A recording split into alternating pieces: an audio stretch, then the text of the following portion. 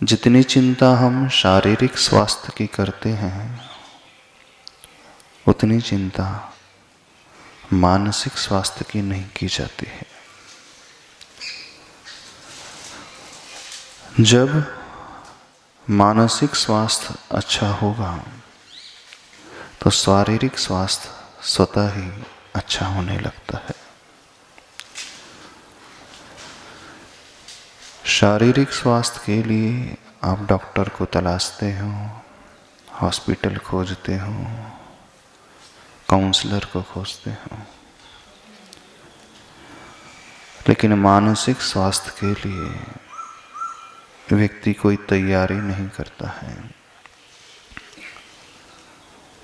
गणित पूरा भीतर से बाहर चलता है, बाहर से भीतर नहीं होता है।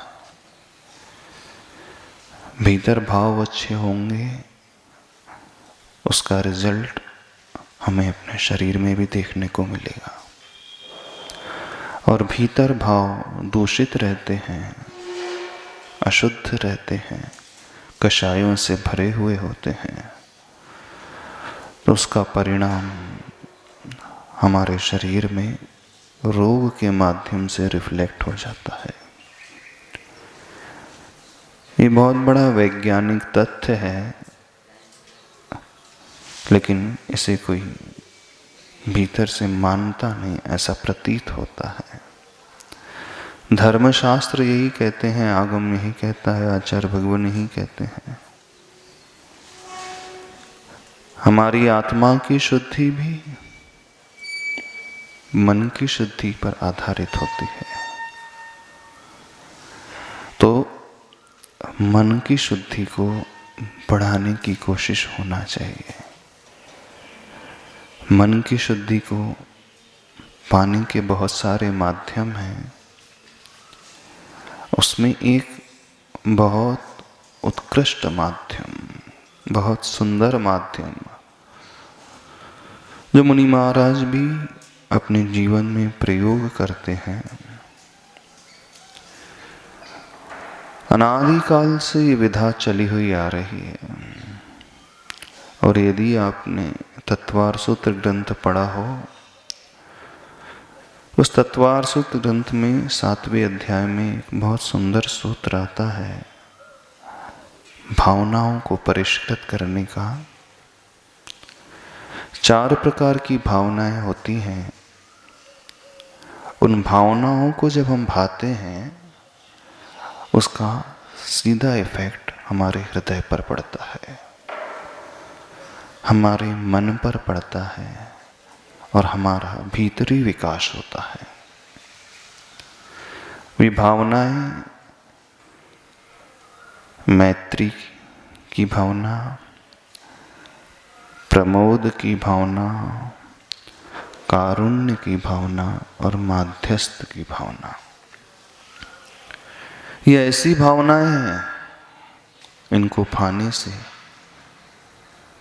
हमें संबल भी मिलता है, हमारी आत्मशुद्धि भी होती है, हमारा हृदय पवित्र भी होता है, और हम बहुत रिसेप्टिव हो जाते हैं इस ब्रह्मांड से उस ऊर्जा को ग्रहण करने के लिए जो चारों तरफ मौजूद है। मैत्री की भावना जानते हो क्या है? सभी जीवों में प्रेम की भावना, प्राणी मात्र में, जीव मात्र से प्रेम की भावना, किसी से ईर्ष्या की भावना नहीं, द्वेष की भावना नहीं, शत्रुता की भावना नहीं, प्रेम की मात्रा। जो हमसे अच्छे हैं, गुणी हैं, ऊंचे हैं, पूज्य हैं, उनके प्रति प्रमोद की भावना, गुणेषु प्रमोदम। जो कष्ट में हैं, दुखी हैं, परेशान हैं, उनके प्रति करुणा की भावना। और जो हमसे विपरीत चल रहे हैं, जिसे दुनिया कहती है कि वे हमारे शत्रु हैं, हम पूर्व कहते हैं तो वो पश्चिम कहते हैं, हम उत्तर कहते हैं तो वो दक्षिण कहता है, हम यहां चलने कहते हैं तो वो विपरीत दिशा में बोलता है, जो हमारी हर बात को काटता है, होता है कि नहीं? लोक व्यवहार में कई लोगों से आप मिलते होंगे, आप जो भी कहो वो आपसे विपरीत ही कहेंगे कथन। उनका उद्देश्य ही है आपको नीचे गिराना। जो आपके पैरेलल नहीं चलेंगे, आपके साथ नहीं चलेंगे, ठीक अपोजिट डायरेक्शन में चलेंगे, जिसे दुनिया कहती है वो शत्रु की विचारधारा को है। तो जो अपना शत्रु है, जो हमारा बुरा सोच रहा है, उसके बारे में क्या सोचना? उसका नाश हो जाए, अहित हो जाए, बुरा हो जाए? नहीं, लेकिन सोचता तो हर व्यक्ति यही है। क्यों है?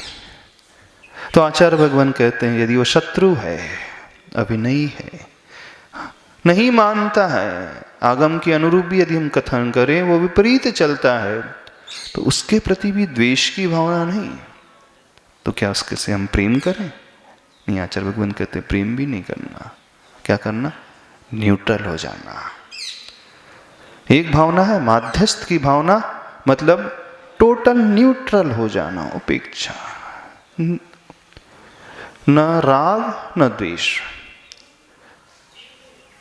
जैसे ये जड़ वस्तु है, खंबा दिख रहा है आपको, उस पिलर को देख करके, उस पोल को देख करके आपके मन में प्रेम उठता है? नहीं उठता। द्वेष उठता है? नहीं उठता। वो है नहीं है कोई मायने नहीं रखता, कोई मतलब नहीं रखता। तो यदि वह शत्रु है तो द्वेष भी नहीं और राग भी नहीं, प्रेम भी नहीं। बोले कैसा?